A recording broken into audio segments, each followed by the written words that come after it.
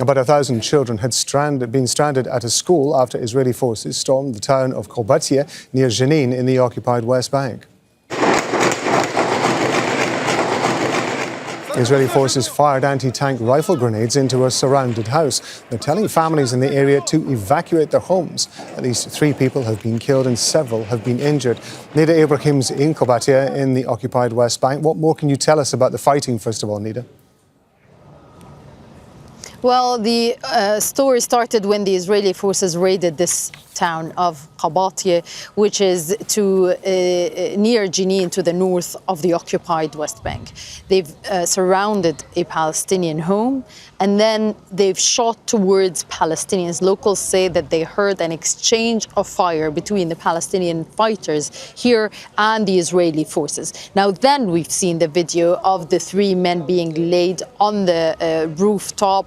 According to Palestinian sources, they're dead, but we've seen another video of an Israeli soldier shooting towards one of the men from a very close range. Now, the raid is still continuing. Now we are talking about around 4 hours of this raid, and we see often the Israeli forces bringing more reinforcements towards this area. We're also seeing videos of destruction to the infrastructure in the areas close by. But as you mentioned there are around 1,000 students who are really trapped and stranded in their schools. Now it's around 4:15 local time. It's past the time when these kids should have left their schools and headed towards their homes.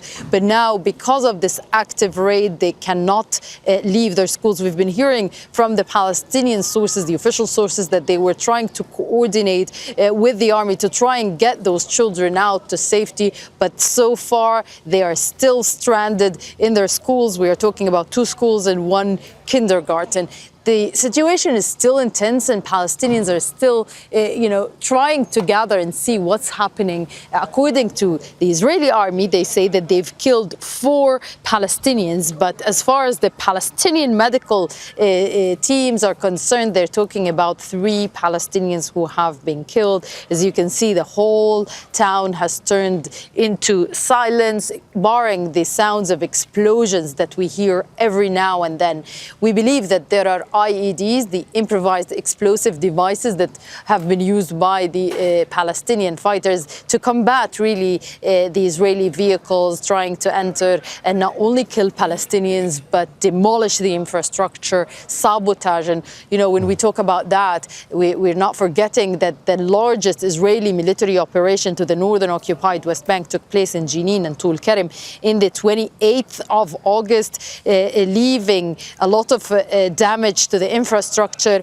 We're not just talking about the roads, but also the sewage, the water lines, the electricity. And we visited Tul Karim and seen how Palestinians are still trying to rebuild the damage that has been caused by the Israeli forces. And they tell us that they don't have enough time to finish one project here, one street there, before the Israeli forces come back again and continue destroying their lives. We don't know if the bodies are going to be released or if the Israeli forces have already taken them. We don't know why the Israeli forces are still here. We've seen videos of them demolishing the home where the 3 men were laid on the rooftop of. So it's really there's a lot of tension here and a lot of worry amongst residents. We were in Palestinian homes nearby, and we've seen the children being scared, subjected to the sounds of explosions. They don't know if they are from the army or the explosive devices.